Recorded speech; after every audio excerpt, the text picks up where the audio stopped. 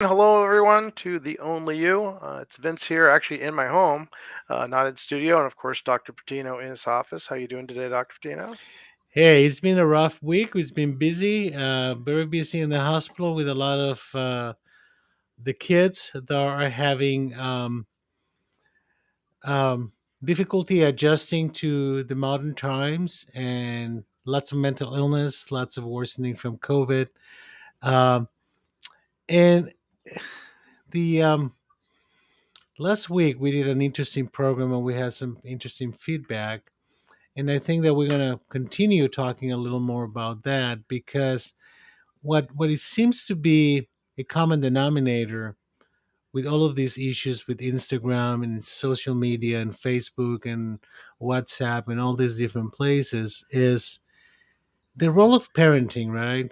What is a role? What is a role as parents, grandparents in terms of facilitating an experience that doesn't make the kids feel isolated from the rest of the world, isolated with their friends, and with the understanding that there are new tools that we as grandparents and some parents did not experience, right?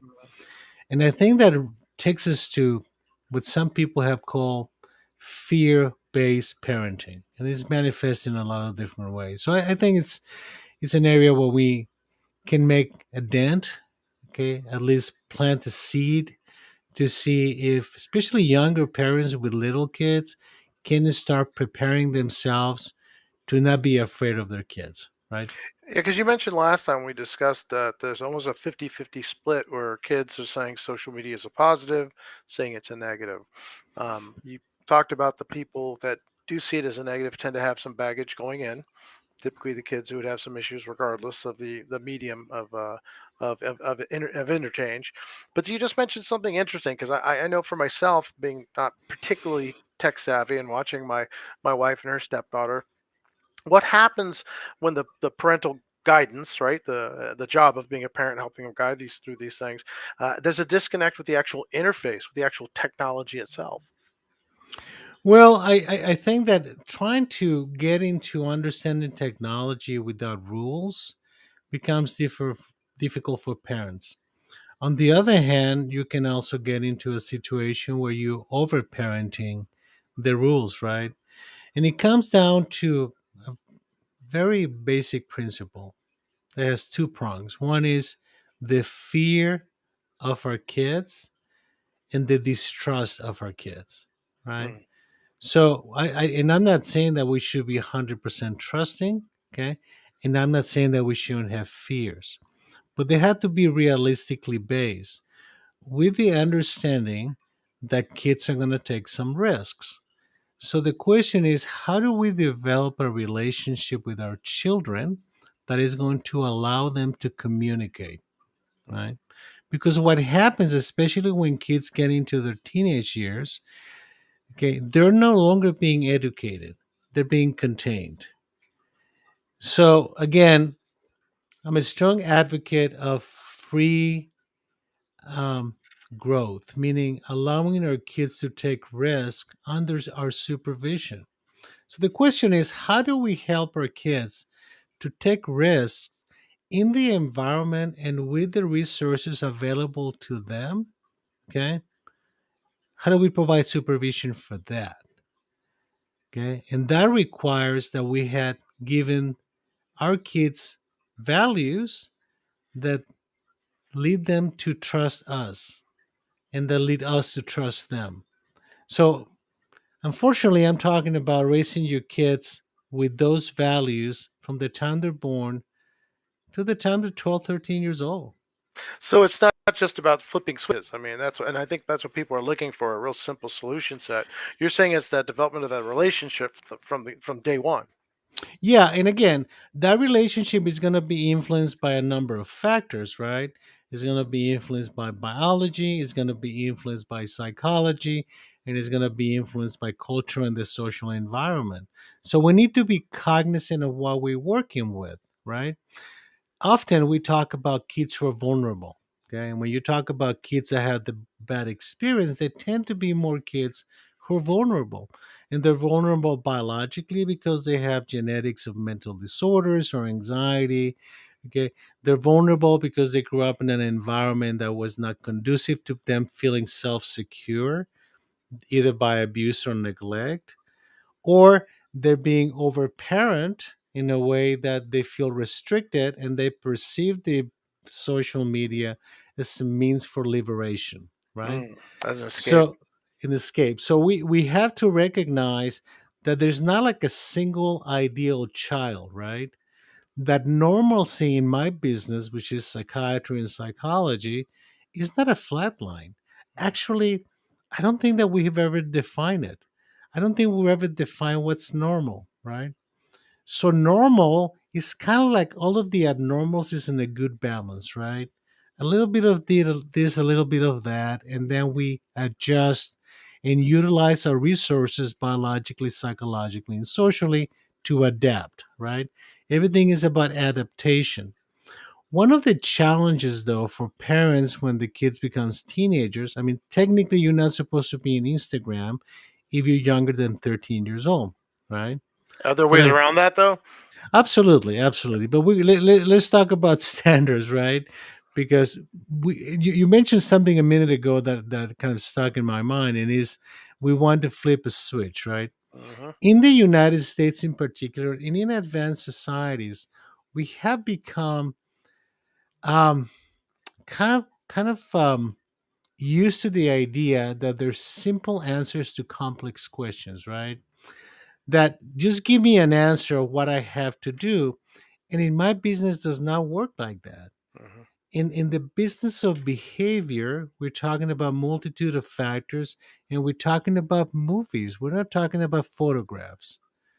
So in order to understand how did we get to point A to point B, we have to try to recreate the movie and understand it, right?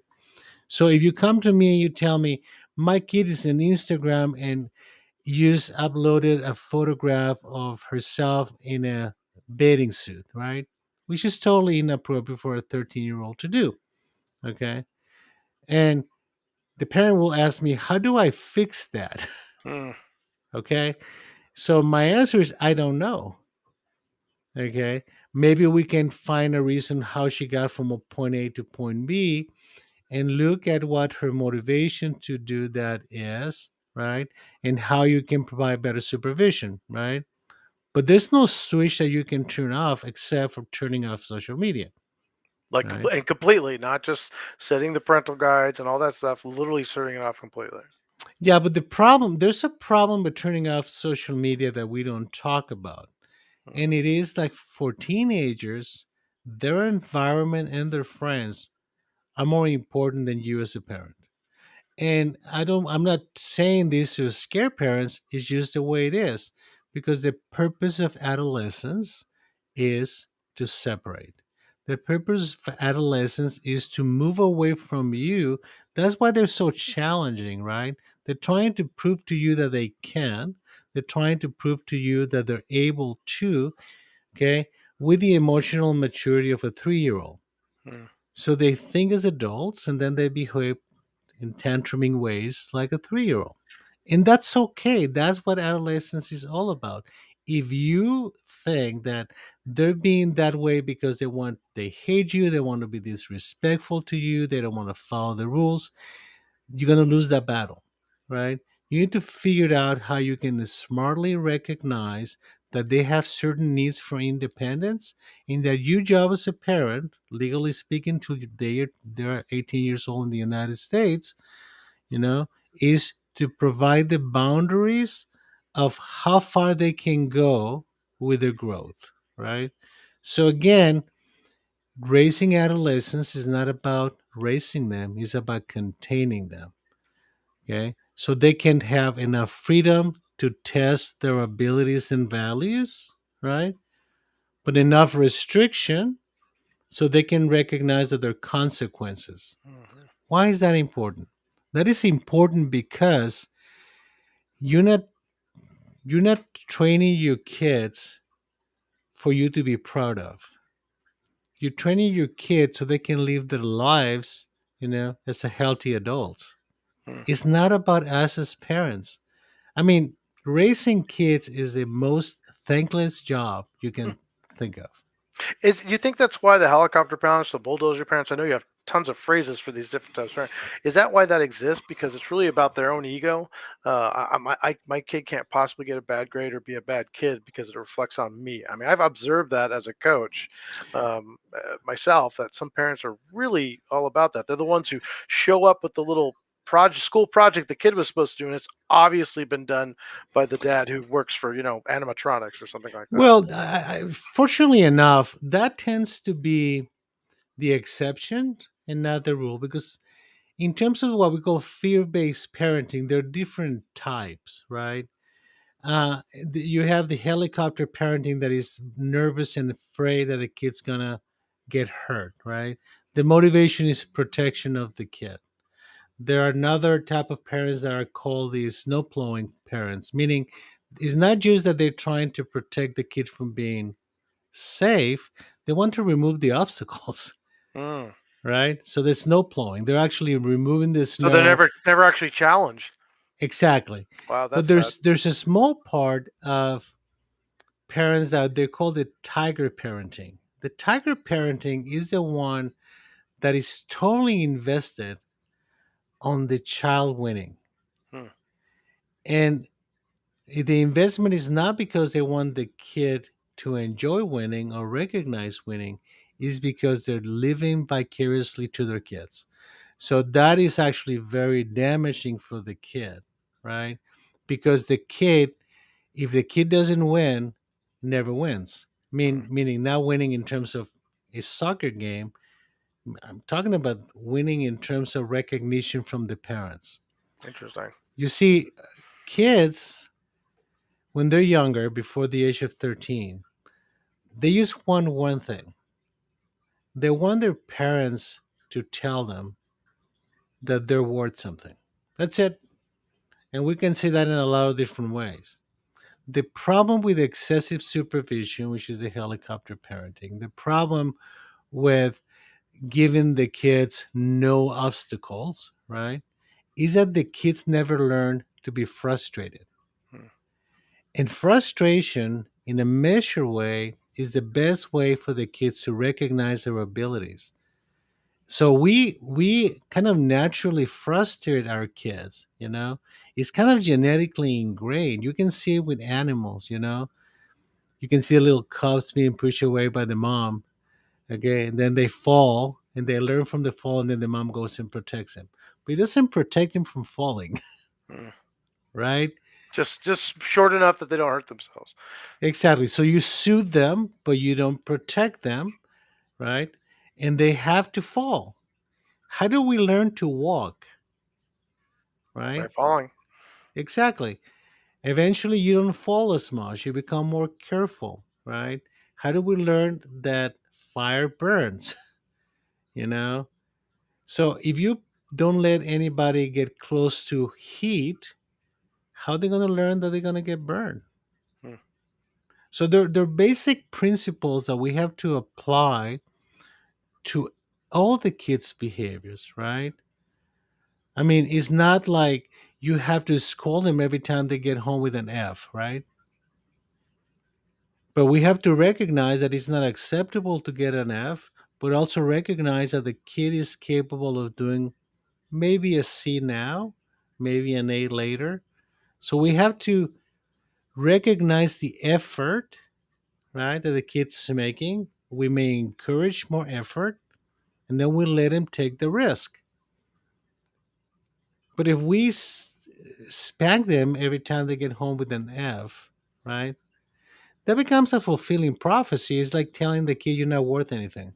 hmm. And that it is very damaging for a kid. Yeah, I've seen products of punitive parenting. I've also seen what you said before of parents taking away any obstacles whatsoever. I was rather well educated as a young man. I got to go to school, quite frankly, with some of the richer people on the planet. And it was amazing to see how there was zero responsibility associated with any of their actions.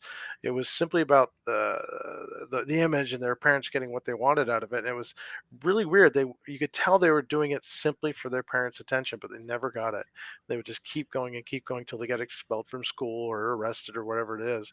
And it was really sad to see because of all the possibilities and the talents these kids had, and the means that their parents could to say, okay, hey, you're good at the cello, we'll give you the best cello lessons in the world. And instead, that kind of I don't know if it's neglect or what it was, but they just didn't have any interaction with their parents and were kind of just floundering. Yeah, and you were talking about the consequence of helicopter parenting, for example, right?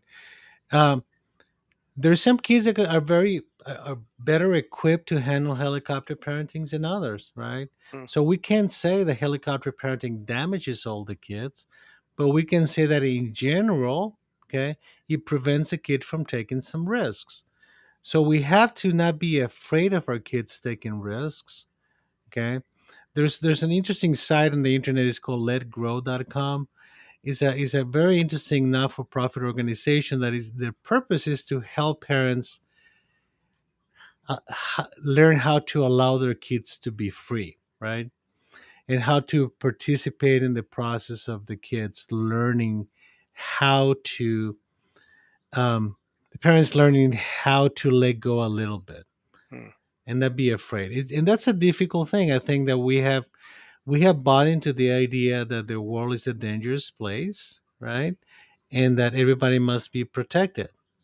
Now, that is very true for industrialized nations like United States, Western Europe, and so on, Australia.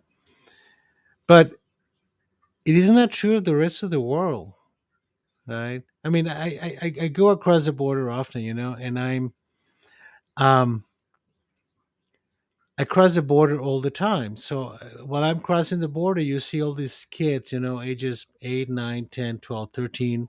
You know, mom is watching from out there, and the kids are selling, you know, chewing gum, chicles. chiclets, right? And they're not afraid. Mm, Now, why are they doing it? Because they have to, because they have to survive, right? Now, you can say that's a little extreme, right? Yeah, we don't want all US kids selling chewing gum and chiclets, right? But we want to make sure that the parents are vigilant and supervising and allowing the kids to move ahead a little bit, right? That is not the end of the world if they fall.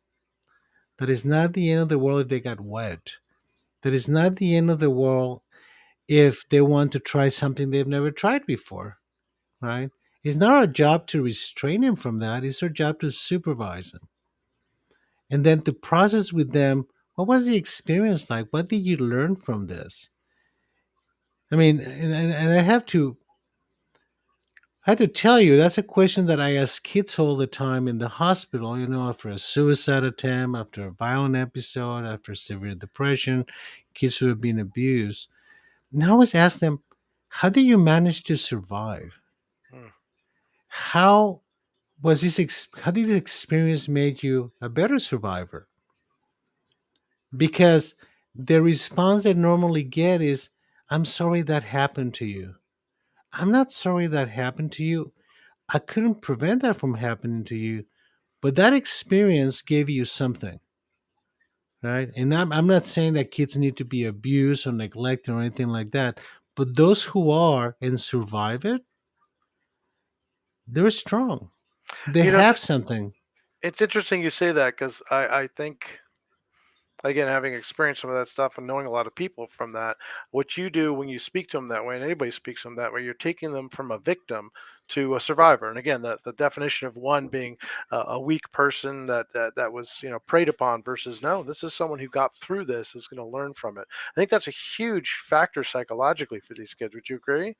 Oh, absolutely. I mean, empowering the kids to understand that they have survived because they're strong is a totally different approach, than them learning that people should feel sorry for them. Okay. because all they have to work with, Vince, is their skills, you know. And I have kids who have tried to kill themselves 5, 6, 7 times, right? And some of those times quite seriously, and they're still alive, right? And actually, you know this because you've seen me done that this before. I always ask them, "What keeps you going?" Mm. Because is that what keeps them going that we have to treasure and to use to help them grow further, right? Um, I've seen too many people that have bought into the idea of victimhood, right? Mm. And victimhood can become a lifestyle, right? I don't want that for those kids. I want those kids to recognize that despite the abuse, despite the neglect, despite the emotional pain, they're still here. And they're still here because they have something. And part of my job is to help them recognize what that something is.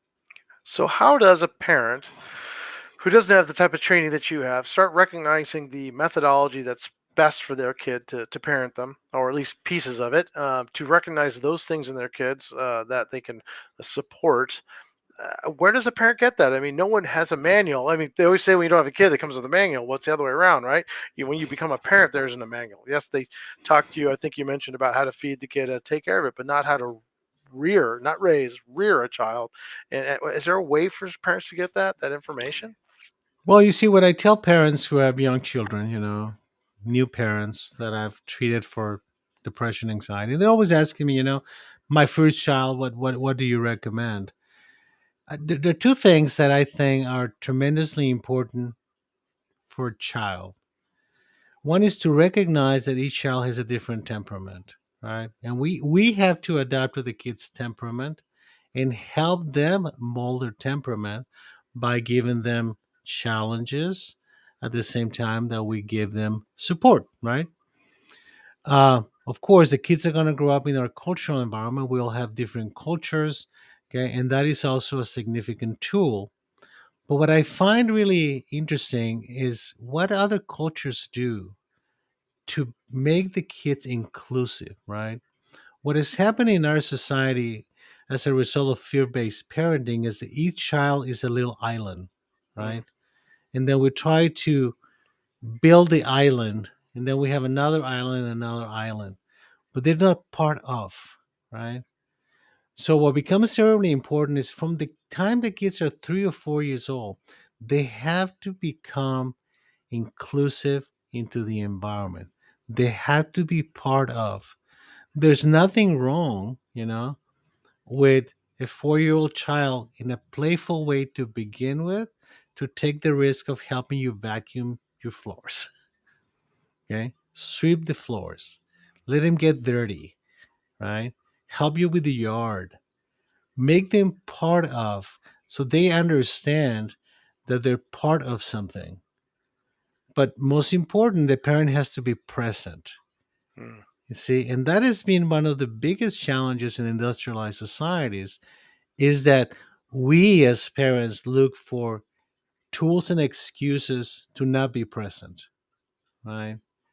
Being a parent is a painful, difficult job, probably the most difficult job any human being can have. But you can't do the job if you're not there, Mm. right? I'm not saying that people shouldn't go to work and all that, but there's got to be an agreement among parents and children that we're part of this process. That if we go to work is because we are making our life together, functional and better, right? So that is not the amount of time you spend with with your kids, is the quality of the time you're spending with the kids. So when I say presence, I'm not saying 24/7. I'm saying when you're there with them, not just for them, with them. And the substitution of phone, social media, and those things doesn't really make up for it. It's physical presence, proximity to them. Absolutely not. We have biological reasons to have emotional connections, and they're developed from the time we're born, right? All of us have heard about the oxytocin, which is the love hormone. That's a connection hormone. right? And it's transmitted by breast milk, actually, because that's the same hormone that makes the uterus expel the baby, right? So there's large quantities of oxytocin that get connected, and we develop that connection. We are mothers, right?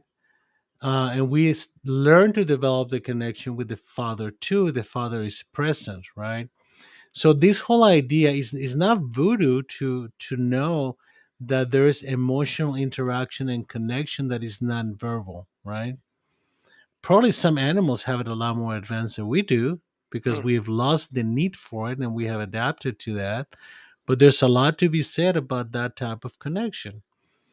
So we have to recognize that parents 99% of the time, Vince, are well intentioned, but they don't have the tools, and sometimes they have the wrong tools, like a iPad and iPhone, right? I mean, those should be entertainment tools, like having a TV, right? But there shouldn't be a substitute for play. There shouldn't be a substitute for physical activity. There shouldn't be a substitute for having a conversation with your kids. It is amazing how much you learn just from listening to the kids. So really, with these kids, I mean, again, the social media is for their friends, and face-to-face time needs to be really significant with the parent and the rest of the family. Give them something to do, feel part responsible, but also part of the community in which they live or the environment in which they live, and expand that. But I have a question for you because I know I've spoken to some teens that I know who are LGBT or one of the more, I guess, fringe groups, as people would say, and they say for them. The social media has allowed them to connect with people of their like mind or ways. In particular, and tragically, when the parents are quite against that. I've seen some religious people say, "Hey, if you're gay, this is wrong," and the kids really only solace is finding that separate community through Instagram or through Facebook and the like. How does that balance out? Wow, that's a tough question. I have to tell you Part that from part from the three, maybe yeah, part three of this. from the population that I see, it's highly represented by LGBT, you know, transgender, transsexual, um, s- gender neutral. I mean, all kinds of different variations. And what I've learned when talking to the kids is that the kids get this whole issue of parents, especially radical parents and kids that are in the fringe, if you may, um, is that there's no communication, right? And the lack of communication often happens in a very simple way. And most of the kids will tell me, my parents don't accept me. I'm not being accepted by them. Okay. And sometimes I challenge the kids, if I have the right kid to challenge, I would challenge them, well, why should they accept you? And they invariably they will say, because I'm their kid, right? They should accept me. And I said, no, they should love you. Hmm. Okay. They should guide you. They should be there for you. But asking someone to change all your culture and values for you, right, is not necessarily the right thing to ask yet. So acceptance is a process, is not an event. And even if they tell you they accept you, it's meaningless. Hmm. So we've talked about this before. Why don't we settle for love to start with, right? Now, this is something that needs to be explained to the parents too, right? You're okay if you don't accept, but you still have to love and you still have a responsibility, because we need to establish that communication again. You need to understand that this process, and we see it more now with transgender, gender neutral, LGBT kids, has become very prevalent because there's a lot more acceptance society and culturally, right?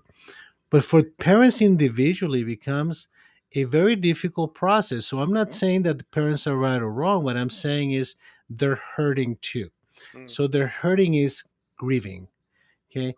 When the parents get confronted with situations like this, they have to leave their grief because they lost something, right?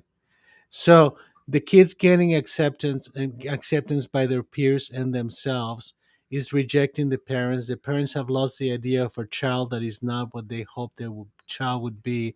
So we have this mess of people hurting than not talking to each other. Mm. So my job becomes, how do I get them to talk to each other, right?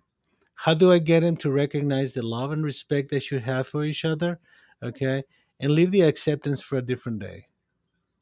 Sounds like very good advice. Once again, doctor, taking your time to help us out and understand things a little bit better. Very complex issue, I think. And I know we were really talking about Instagram and social media, but really those are just ways to communicate and how to communicate. Obviously the side of the kids themselves and the teens, and that of the parents. Maybe the next time maybe there might have to be a part three here. I don't know. Yeah, We'll have maybe, to discuss that.